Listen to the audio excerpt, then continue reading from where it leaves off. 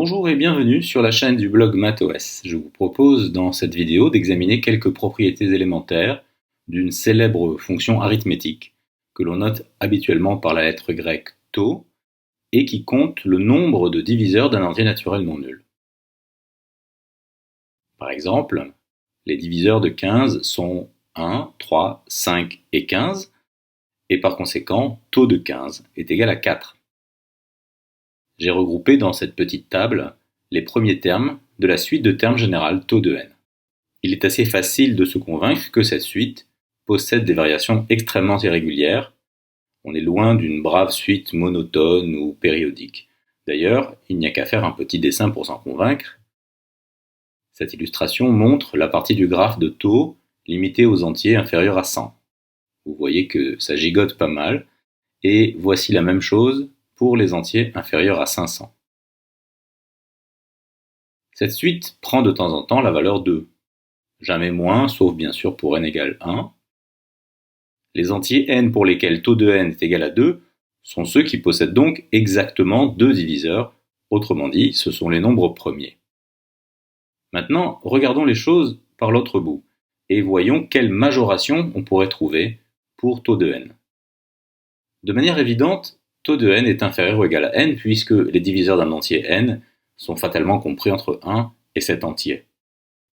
On peut facilement améliorer cette majoration en remarquant que pour tout n supérieur ou égal à 2, si d désigne un diviseur strict de n, c'est-à-dire un diviseur autre que n lui-même, alors on peut écrire n sous la forme d fois q, avec q un entier supérieur ou égal à 2, et donc d inférieur ou égal à n sur 2.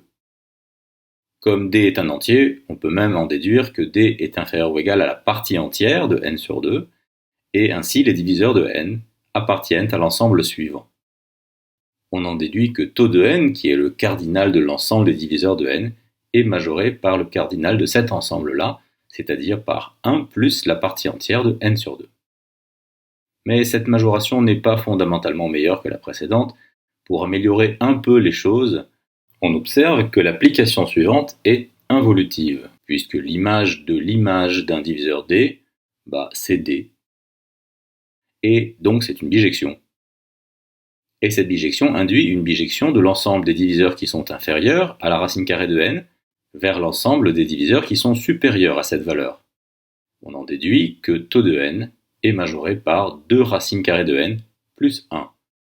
Le plus 1 venant du fait que si n est un carré parfait, alors il faut en plus prendre en compte parmi les diviseurs de n l'entier racine de n lui-même. Cette nouvelle majoration est meilleure que la précédente, mais là encore, on va faire mieux. Je vous propose d'établir le joli résultat suivant. Pour tout nombre réel epsilon strictement positif, il existe une constante positive grand C qui ne dépend que de epsilon, telle que τ de n soit inférieur ou égal à c que multiplie n puissance epsilon, et ceci quel que soit l'entier naturel non nul, n. Cela aura notamment pour conséquence que, quelle que soit la valeur de epsilon, il n'existera qu'un nombre fini d'entiers n pour lesquels τ de n dépasse n puissance epsilon. En effet, comme τ de n est plus petit qu'une certaine constante c' multipliée par n puissance epsilon sur 2, on voit que ce quotient, qui se simplifie sous la forme c' n puissance moins epsilon sur 2, tend vers 0, et qu'il devient donc certainement plus petit que 1 dès que n est assez grand. Et donc, τ de n est strictement plus petit que n puissance epsilon à partir d'un certain rang. Pour établir ce théorème, nous aurons besoin d'un résultat préalable. Il est bien connu que tout entier n supérieur ou égal à 2 se décompose en produit de facteurs premiers sous la forme n égale le produit pour i de 1 jusqu'à un certain r des pi puissance alpha i, où les pi sont des nombres premiers distincts et où les exposants alpha i sont des entiers naturels non nuls. On a alors le lemme suivant qui dénombre les diviseurs de n. τ de n est donné par le produit des 1 plus alpha i pour i de 1 jusqu'à r. Par exemple, pour n égale 47 040, j'ai pris cet entier un petit peu comme ça au hasard, la décomposition en facteur premier est 2 puissance 6 que multiplie 3 que multiplie 5 que multiplie 7 au carré. Et donc le nombre de diviseurs de 47 040 est 7 fois 2 fois 2 fois 3, c'est-à-dire 84. On peut vérifier en énumérant les diviseurs de cet entier. Bon, c'est assez fastidieux, mais heureusement nous avons un ordinateur qui peut le faire à notre place. Voici tous les diviseurs de 47 040. Ensuite, il n'y a qu'à compter 7 lignes par 12 colonnes. Ça fait bien 84.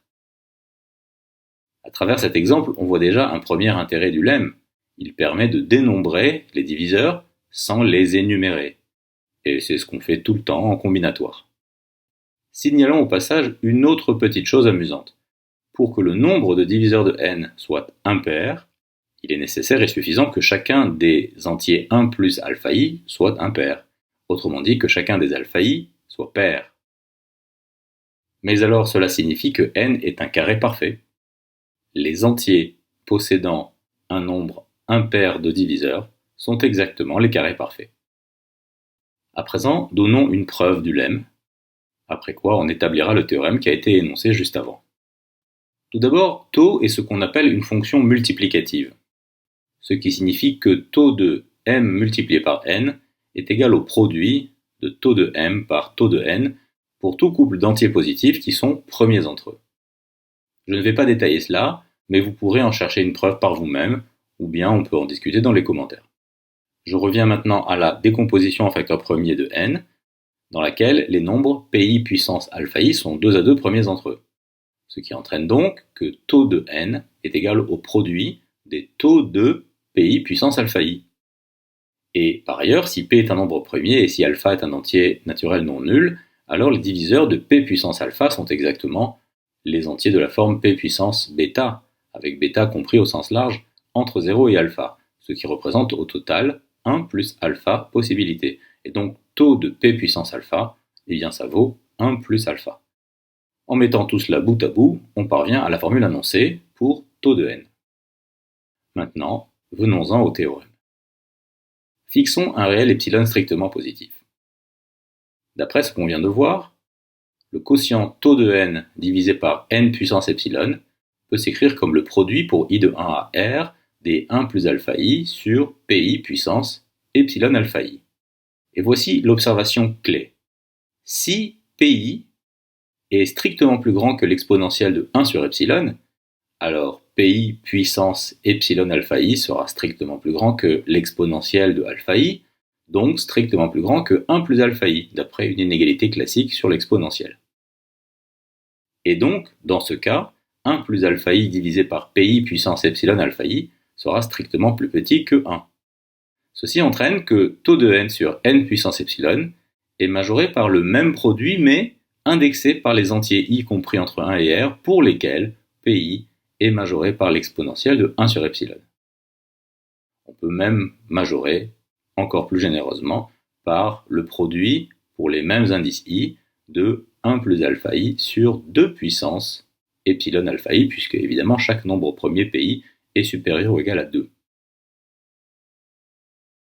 Maintenant, comme la suite des nombres premiers diverge vers l'infini, alors l'ensemble des nombres premiers p vérifiant p inférieur ou égal à exponentielle de 1 sur epsilon est un ensemble fini. On va noter grand N son cardinal. Par ailleurs, la suite de termes général uk égale 1 plus k sur 2 puissance epsilon k converge vers 0, d'après le théorème des croissances comparées, donc elle est bornée. En notant grand A un majorant de cette suite, on voit que taux de n sur n puissance epsilon est inférieur ou égal à a puissance n, qui est une constante qui ne dépend que de epsilon et qu'on peut noter grand C. On a bien prouvé que taux de n est majoré par c n puissance epsilon. Autrement dit, taux de n est un grand taux de n puissance epsilon, et ceci pour tout epsilon strictement positif.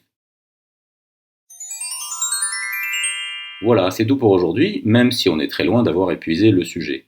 On pourrait par exemple établir la formule asymptotique suivante, dans laquelle gamma désigne la constante de l'air. Comme on l'a dit plus haut, la suite des taux de n varie de manière très irrégulière, et il est usuel pour ce genre de suite de regarder comment se comporte la suite des moyennes arithmétiques. L'idée étant que le passage à la moyenne a pour effet de lisser les irrégularités, les aspérités pourrait-on dire, de la suite étudiée. Mais j'ai dit que je m'arrêtais là, et cette question sera peut-être reprise dans une future vidéo. Pensez à laisser vos questions ou vos remarques dans les commentaires, et on se retrouve bientôt sur cette même chaîne pour un nouvel exposé.